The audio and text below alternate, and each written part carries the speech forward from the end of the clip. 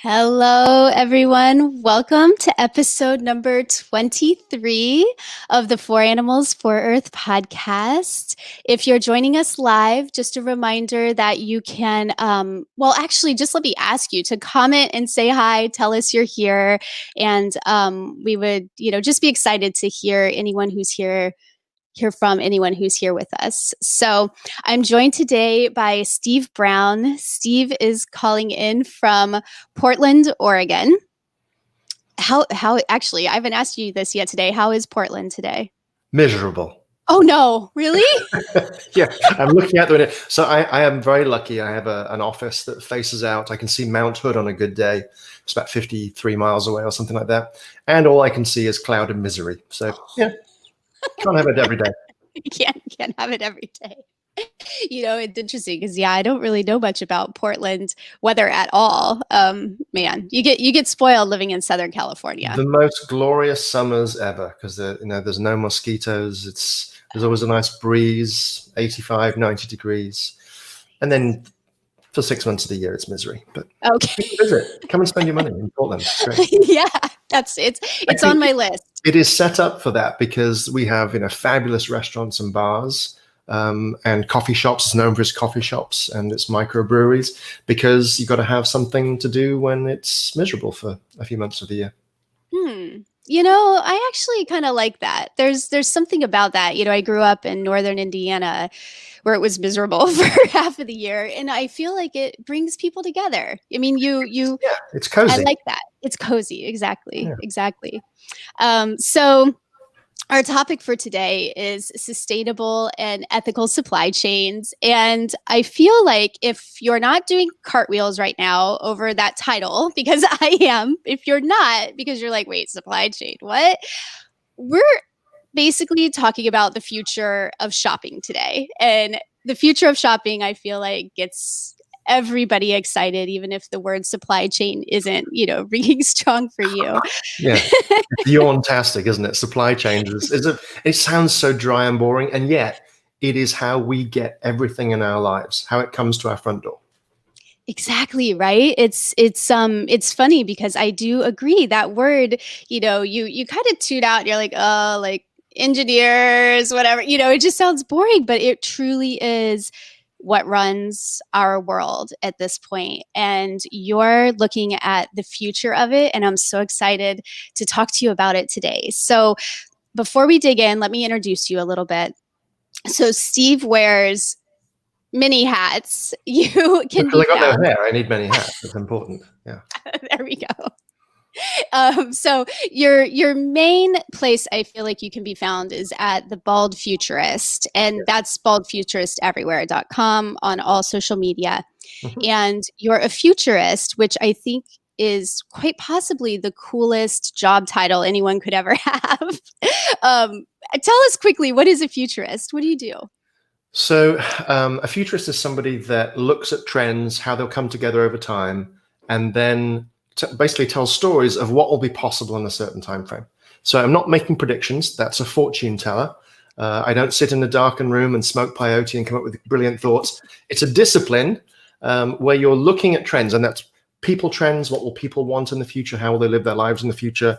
Technology trends. What will technology make possible in a certain time frame? How will the technology we have today develop and get new capabilities? And then business trends. What are the ways that people will sell products in the future? What are the ways that people will monetize new revenue streams, that sort of thing? Put all of those together and then model what will be possible 5 years from now, 10 years from now, 20 years from now. And it's really fun and exciting to follow what you share because you really do spend a lot of time helping us all pull together a vision of what the future will be. And I think realistically with where the world is today, I think I sometimes find myself a little bit turned off or almost like overwhelmed by the amount of technology around us. And sometimes I want to just be like, no, just take it away, like get me back out on the farm. And I think there's a lot of value to that. But I also think that the reality of the world we live in is a very technology-filled world, and it's only going to become more of that. And so I think, what I enjoy about listening to you is that you spend your time helping all of us embrace that fact and figure out how we can fit into that and thrive in our lives with technology continuing to become an even bigger part of it. Um, would you say that sounds like you as well? Yeah, I mean, people are generally afraid of things they don't understand. And for most people, technology is this weird, opaque world uh, of potential threats. And that's exacerbated by fantastic movies coming from Hollywood. I love The Terminator and The Matrix as much as anybody. And yet we have to recognize that's not reality. And that can imprint on us and make us very scared about AI or robots who are going to crush our skulls and stomp on us. That's Hollywood. And we have to separate the two. My view is technology is very powerful. It can be used for powerful good and, yes, for powerful bad. We have, as a society, to decide how we want to deploy technology, where it's going to show up in our lives. And as individuals and our families, where do we bring technology into our lives and where do we keep it out? In the grand scheme of things, if you look at, since the Industrial Revolution, which is really where technology went crazy and took off. We had fire and wheels and stuff like that before then, but Industrial Revolution, really things took off. As we move people from working the land to offices and factories, over that time period of about 250, 300 years, the average lifespan has doubled. The quality of life, wealth creation, all of these metrics have gone up. We still have a lot of work to do. A billion people will go to bed hungry tonight. That's not good enough. We need to fix stuff like that. And we need to use technology to help everybody. But generally, technology has done a good thing. If you're afraid of AI, I'll leave you with this one thought. It's likely that somebody listening to this right now, either they or somebody they really love, so maybe a family member or a very close friend, will have their life saved in the future using a drug that was co-developed in partnership between humans and an AI. So AI, while we are all a little bit scared of it because Hollywood did a number on us, it can be a very positive force, and it will improve the quality of our lives immeasurably in the future.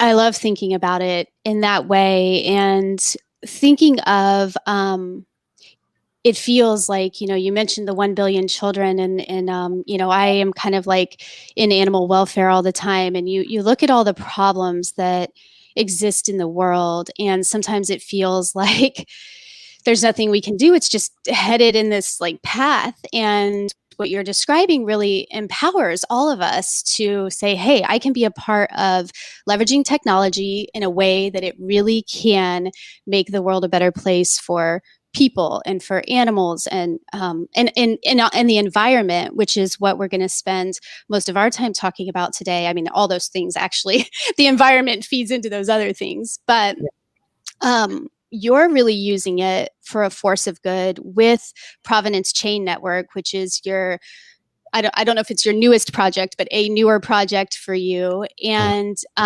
with that, you're really looking at harnessing the good of technology to vastly change the world. And I wonder, let's start with, can you tell us what Providence Chain Network is and what your vision is for it? Let's go there first. Yeah, so as well as being a futurist for hire, I do speaking and consulting.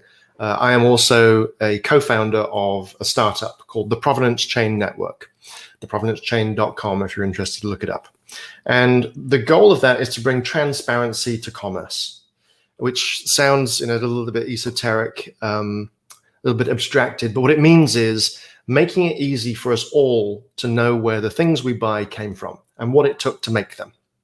So if you think about the big issues that I think people listening to your podcast would care about, things like environmental damage, pollution, climate change, deforestation, destruction of animal habitats, child labor and forced labor.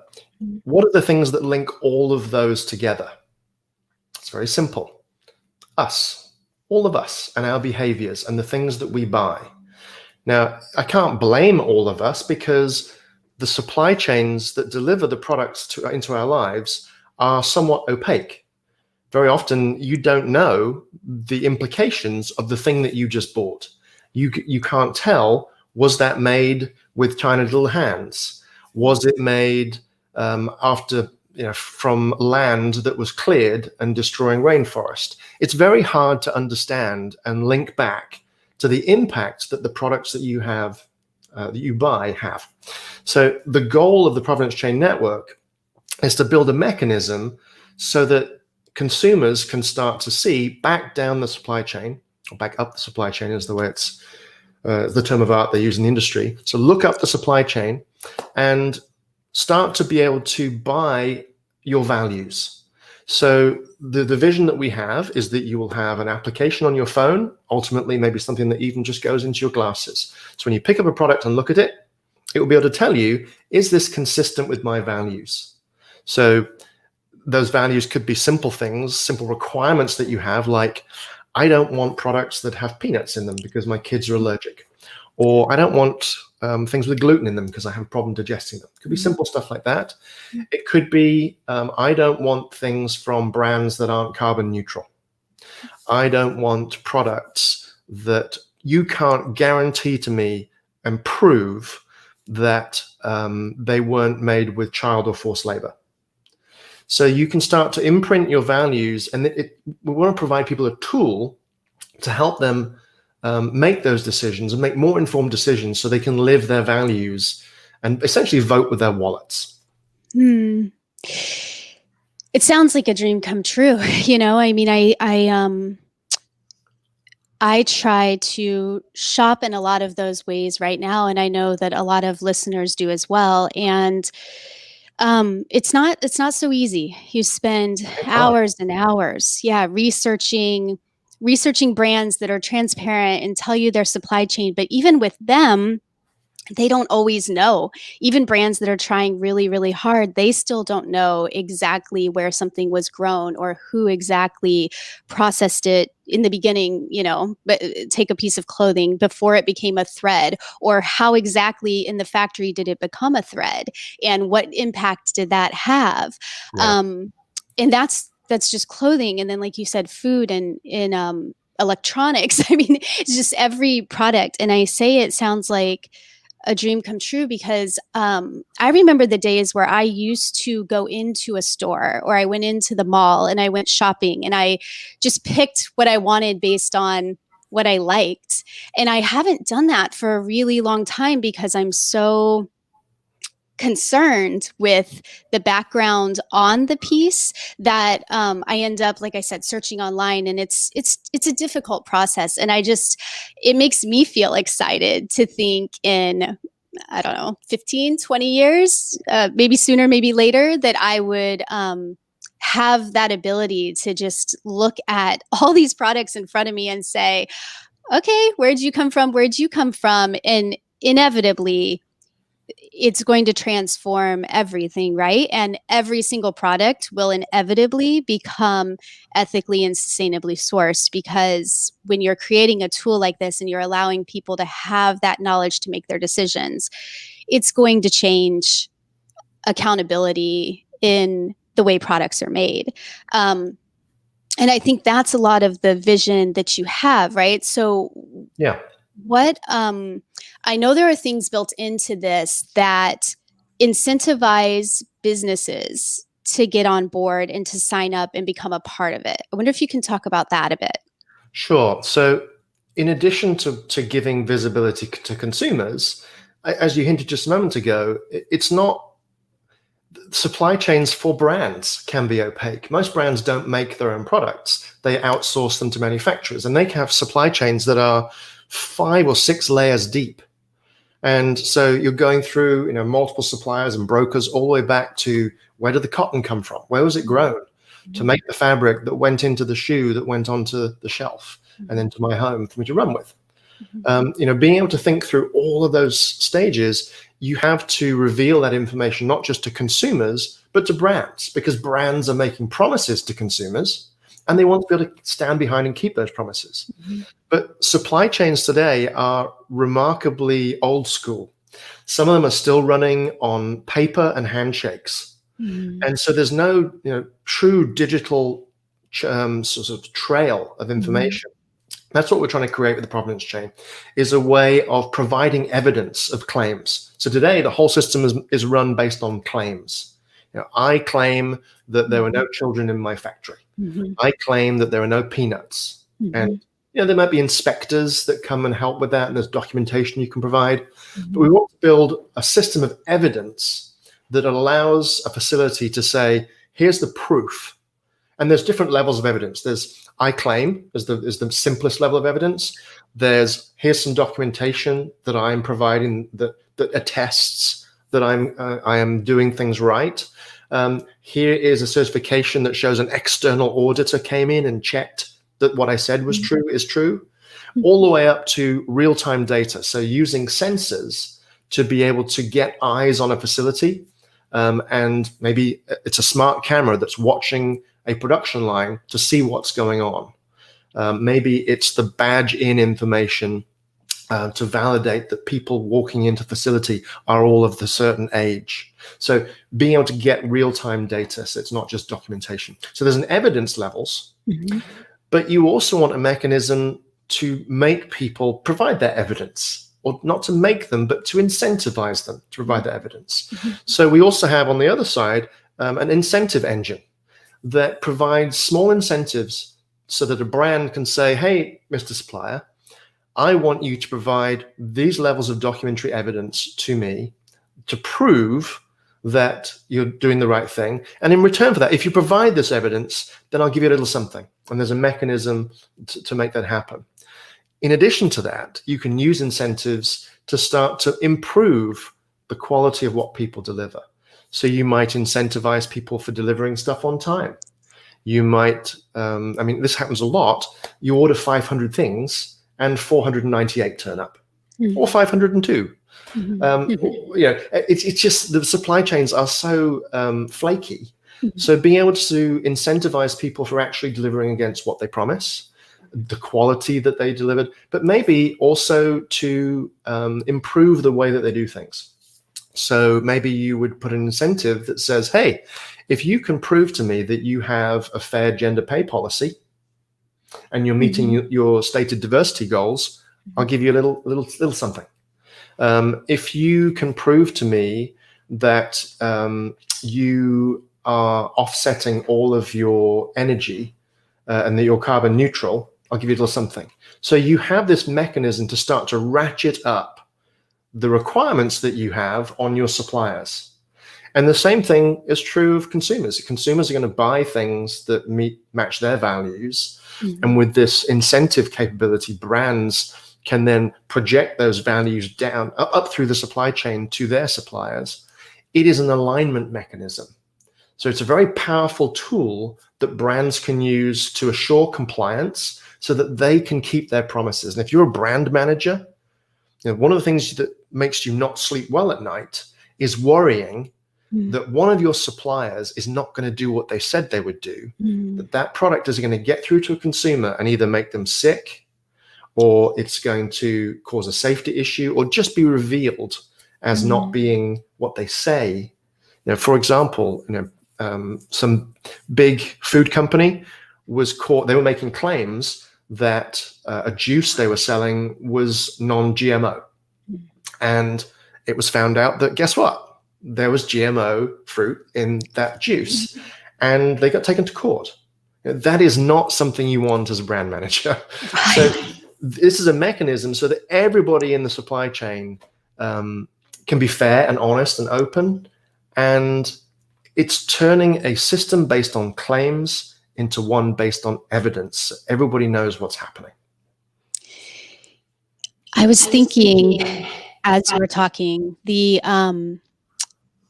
it lifts kind of a veil of fear that I feel like most of us have had through history. So I was picturing, I run a factory and I'm going to put sensors up and I'm going to put cameras up that are watching everything. And I could imagine my initial reaction being like, I don't know, I'm scared of that. But what's interesting about that and about everyone in the supply chain opening up is that the vulnerability probably allows you to actually find a better future state, because then everybody is opening up, being vulnerable, telling the truth, and there's nothing to hide anymore. Because I think often about some of these things that happen, like perhaps GMO seeds getting into a product. There's so many people involved, and it may not necessarily be something that anyone is doing on purpose, but then they realize they did it, and then there's like fear of hiding and covering it up. And I I think historically, at least, it feels like industry has kind of been like that. It's been about a lot of secrets, and maybe you're not doing anything wrong, but it's secrets to protect yourself. And I'm picturing this world of just the veil being lifted, people opening up and being vulnerable. And when everybody has the same goal, which is we ultimately want to make things ethically, we want to make them sustainably, from the very first supplier or grower all the way to the person selling it in their shop, the consumer, actually, everyone wants that same thing. And I really do feel, maybe not most people in the world, but I do feel at some point most people in the world are going to want that same thing, that everything is ethical and sustainable. And so what you're describing maybe has a level of vulnerability to it, I'm not sure, but it really allows us all to move forward together. Yeah, I mean, if you are a supplier to a brand, you have a decision to make, because maybe there was some business benefit for you in gaming the system. And now you're being asked to put in mechanisms to stop you doing that, but you're going to get some rewards for doing that. So let's say, for example, you're a manufacturing facility of a manufacturing line and you're making purses, and they're expensive purses. So Louis Vuitton or something like that. And the purses are coming off the production line. Now, one of the issues that can happen in the manufacturing industry is this thing called diversion. And diversion is where you're a legitimate manufacturer of a product, and you get an order from Louis Vuitton, let's say, to make 1,000 purses. And so you run 1,000 purses, and then you make another 100 more. And you sell the 1,000 to Louis Vuitton, and then the 100 you dump onto the gray market, and you sell, and you make the profit on this. So instead of the brand who's developed, they put all the effort into marketing, creating the product, they should get that margin. Now their manufacturers are starting to make a little on the side. So you have to make it worthwhile for that manufacturer to stop doing that and to put in the eyes in the sky that can do that. So you need to incentivize them somehow. And that's why that incentive mechanism is so important in the provenance chain, because now you're going to give them money for every time they submit video of their production line. They're going to make money. They're going to get a little something for that. And you want to set the incentives so that it's really not worth making a little bit on the side once in a while. The business model shifts. So that supplier is now incented to provide the data to prove that they're doing the right thing. And so that's really what it's all about, is shifting the incentives in the entire supply chain so that everybody is incented to do the right thing, where the right thing is not determined by the Providence Chain Network or anybody else. It's determined ultimately by consumers. Mm. Yeah, because, even within that, there has to be some level of change that will happen inherently, because consumers are putting their money into the brands that choose to do this. We all talk about this all the time: vote with your wallet, vote with your wallet, and I think we all try to do it the best we can. Yeah. But you can really picture how this would accelerate that, because if we have the information we need to vote with our wallet the way we want to, that in and of itself too, I would think, is at least going to cause some level of change within. And then you top that with the incentives, and it really sounds like, yeah, like it's a formula that will move us. Well, I mean, you have to recognize as well that brands are not bad, right? They're trying to do the right thing. They're trying to serve their customers the best that they can. But when it's very hard to tell a story about how you went the extra mile to make sure that your product is ethically sourced, sustainable, all of those things, because you've got a tiny label to try and tell that whole story and maybe a bit of advertising. It's very hard to differentiate yourself from your competition. And so you end up, the consumer's judging you based on quality, price, and the strength of your marketing. This opens up the space to be able to have a broader conversation so that the consumer can start to have all that information exposed to them. So this almost empowers a brand manager to make the right decisions that they've always wanted to make, but felt that they couldn't because consumers were just buying on price and quality. Mm-hmm. Right. And I think that maybe not forever historically, but at least for the past 30 years or so, that quality and price. I mean, I don't know how many classes I went through where it would talk about design your product, quality. Are you delivering on quality or are you delivering on price? It was like always those two things. And Yeah. those are the mechanisms that get people to buy. So which one are you on? And I've been through so many classes, teaching me that. And it's interesting because there's this whole other realm that's becoming bigger and bigger, which is, well, like it's kind of quality, but it's like, hey, quality opens up into a big can of worms that is actually a whole bunch of different things that make something what you really want to invest in or not. Yeah, it adds more dimensions to quality, right? Is it sustainable? Is it ethical? Mm-hmm. For example. Mm-hmm. Yes. Yeah. Um, your background, let's hit on this just a little bit because I just want to know a little bit more about your story. So what brought you to starting this Providence chain network, and what I mean, there's obviously like the reasons we're talking about now, but I'm just curious in you, what brought you from your past into starting this, and Yeah. why? So I worked at Intel for 30 years. So when I started, I had a good head of hair. I started as an engineer, so I understand technology pretty well. And I worked in a tech company for 30 years. So I'm pretty good understanding of technology.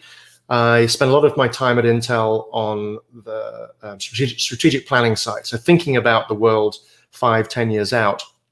And I concluded my career at Intel as one of Intel's two futurists. So I worked in Intel's labs, and my job was to help model the future 10 years out and figure out what will people be doing with computers 10 years from now so that Intel could design their chips the right way. So that's my background. I left Intel in 2016 because I wanted to really expand my role as a futurist and help other companies. I was helping Intel. I wanted to help every company that was interested in my services to help them imagine what the world could be and how they could participate in that. So there are different types of futurists. Some of them are a bit woolly and foo-foo la-la, and will tell you, we're going to need to run out of water. Okay, tell me something useful. So I'm an applied futurist. So my job is to help companies to apply the insights that I bring onto their business and make a business plan. How are we going to change our products and services? How are we going to change the way we go to market? How are we going to support our employees differently and elevate their skills? All that sort of stuff. As I was doing that work, I was talking with a friend of mine, Jeff Gauss, and he and I were having a whiskey one afternoon in the sunshine in Portland during one of those sunnier months. And we were talking about blockchain technology. And he and I had been talking about blockchain for a number of years.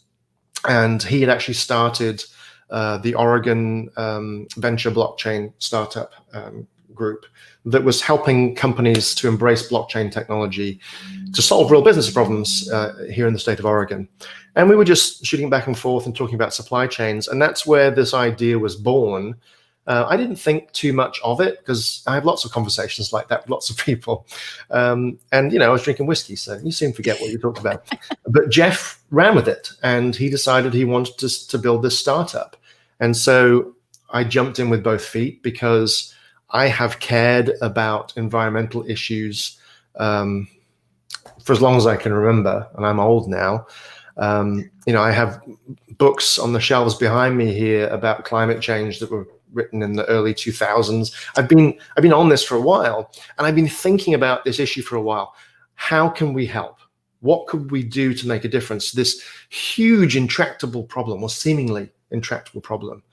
As consumers, we can feel like such a small cog in the giant machine of the world that the decisions that we make don't really matter. If I recycle, does it really matter? Is it just going to make me feel better? Well, yeah, it doesn't all matter because it all adds up. So when Jeff and I were developing this idea, and then Jeff ran with it, and I saw the potential of it, and he's brought on some amazing talent into this group, people from Procter & Gamble, people with deep supply chain experience for 25, 30 years, people with blockchain governance knowledge, people who have experience building tech startups. It's an amazing team. And as we started to kick this idea around between us, I got even more excited about it because I saw the possibilities, not just as a tool for consumers to change the world and to play an active role in that, but to streamline our supply chains and empower everybody along the supply chain, making it easier for brands, easier for their manufacturers, easier for people through the supply chain because they get much clearer directions on what people want. So the idea just sort of came to life, and we got our first customer who's actually paying. We've got people signing up saying, yep, we want to do it. We got the first check cut yesterday. So it's this fresh and new, but we have a lot of interest from a lot of very big brands. And I am extremely optimistic that we can actually go and change the world with this thing. I'm so excited to see where it goes. Here we sit at the end of 2020, and I just can't wait to look back in a couple of years and be like, oh, remember this fun interview? And look where we are now. It's really exciting.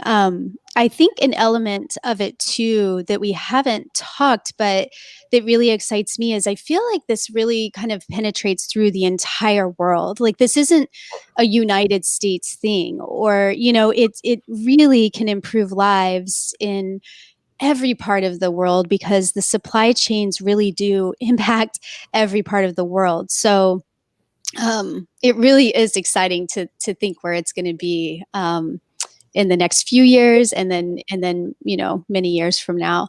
Yeah, we're imagining this and we're going to start in the United States just because that's where we are, and that's where we feel the brands are the most sophisticated.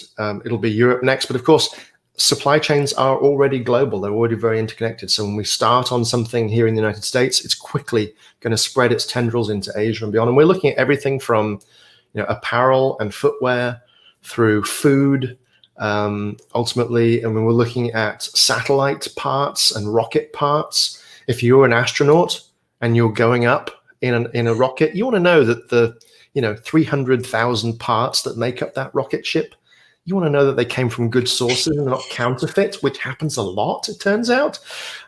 So looking at all of these different industries, pharmaceuticals, medical devices, electronics, all of them need rigor applied to supply chain, and it needs to happen, to your point, globally. Something that we do on here all the time is try to talk about simple ideas that any of us can do in our lives right now to make a difference. And it's not always that there's something we can do that immediately has like a big impact, but there's things that we can do that build up into more. And I'm curious if you could leave us with one idea from you, or if you want to share more than one, you can, of something that any of us could do today to start to make a difference. I think in order to make a difference, we have to be able to participate at a new level, which means we have to become more informed. So there's a couple of ways I would advocate for becoming more informed. The first is we're going to use technology to solve some big problems in the world. And adoption of those technologies is predicated on people's willingness to try them out. And willingness is related to fear. Fear is related to knowledge. So the more you know about technology, the less fearful you'll be of it, because you'll realize, oh, this is actually pretty cool. So generally, I ask people, hey, spend a little time just getting to learn a little something about these powerful technologies that are coming. You may have heard of AI or blockchain or augmented reality or 5G or satellite networks or robots. You don't have to learn how they all work, the bits and bytes and the ones and zeros of how to program them or design them. You don't need that. But learn what they can do in the world, how you can solve problems with them. Because I think if we all own a little bit of that, then we're going to be much more open to using them in our lives and to solve some really big problems. So that would be the first one. And that's, see, there's a book behind me. There's an opportunity to plug my book. Yeah, fantastic. Oh, Yeah, you I was just do. gonna say this is the perfect time to talk about your book because it really simply shares at least six of these technologies that you're talking about. Yeah, I hadn't planned to pimp my book, but your question, it's a perfect opportunity. So yeah, book covers all of that stuff, and it's written in normal people language. So this is designed for business people who just want to be able to ask the right questions. They don't want to know the details of all this technology, but what can they do with them? What problems can they solve with them? And even if you're not in business, if you're just interested in this stuff, this was written for you. So that's the first one. The other one is to start to ask questions about the way the world works, and to pay attention to the continued output of investigative journalism, and the kind of exposés they're doing to help us understand things like palm oil. Palm oil is in about 50% of the products that you buy, food and household goods. So it's in everything from shampoos to cleaning products to ice cream to crackers. Now, it's a nuanced argument. It's not like palm oil is bad. It's not. It's actually a very efficient oil. If you're trying to create a vegetable oil that can be used in a wide variety of applications, palm oil is actually much more effective than other types of oil in terms of land use. The only issue is where these palm oil trees are being planted. And we're deforesting huge areas, and the farms where these palm oil trees are grown are not particularly well known for their labor records. So there's issues around them. So get informed about these types of issues on a broad basis and start to socialize that with your friends. Just help them understand these very nuanced issues, because they're not simple black and white. I mean, certainly child labor, bad, right? Forced labor, bad. But let's understand those, and what are the measures we can take? What are the things we should be caring about, so that when a capability like the Providence Chain Network, which we hope will be exposed through a program like Smart Label or something like that, when that information is available, we're informed, so that when the sort of onboarding customization screen comes up that says, what do you care about, Brandy? Do you care about this? Yes. Do you care about this? Not so much. You know what you care about, what your values are. So those are the two things. Get smart on technology and get smart on some of these broader, nuanced issues. Mhm. I love that, and I love, the idea of socializing about it with your friends, in an open, honest, comfortable, maybe a little uncomfortable, but conversation to just share those things with each other, and, it paints a really nice picture of so that you know what's important to you. When someone asks you what's important to you, you can answer it. I love that. Um Last thing, what is the best way for everyone to get in touch with you if they want to talk to you more? Sure. So you can find me as a futurist. You find me at Bald Futurist, bald as in I have no hair, baldfuturist.com. You can email me at steve@baldfuturist.com. If you want to find me on my Providence Chain side of things, you can go to theprovidencechain.com, or you can email me at steve.brown@theprovidencechain.com. Perfect. There is really no reason that anyone should not be able to reach you. They're pretty easy to find, and you can follow me on the Twitters and the Facebooks. Just look for Bald Futurist. Things pop up. I have a YouTube channel where I occasionally post little videos as well. So if you're feeling too lazy to read the book and you just want the cliff notes, check out some of the little videos I've done on YouTube called 5 Minutes into the Future. Just give you little 5-minute hits on how technology will shape our world in the coming decade. I love those because I've listened to at least some of them, and they're little bite-sized things, and you walk away feeling inspired. So I definitely recommend people Phew. go Okay, that's what I was listen going to for. those. Thank you so much for coming on, for sharing the Providence Chain Network with us, for My pleasure. telling me, yeah, about the future. It's been really exciting to sit in a conversation about optimism and positivity about what we have ahead of us. So I Yeah. really appreciate that. Well, thank you for your interest in it, because I know supply chain is a bit of a boring topic, but it is so instrumental to our lives. And thanks for recognizing that and for giving me the time to explain to you and to your listeners slash viewers what it's all about and what we hope to do, which is to really change the world. And it's rare you can say that and mean it to the level extent that I really do. So let's go do Yeah. it.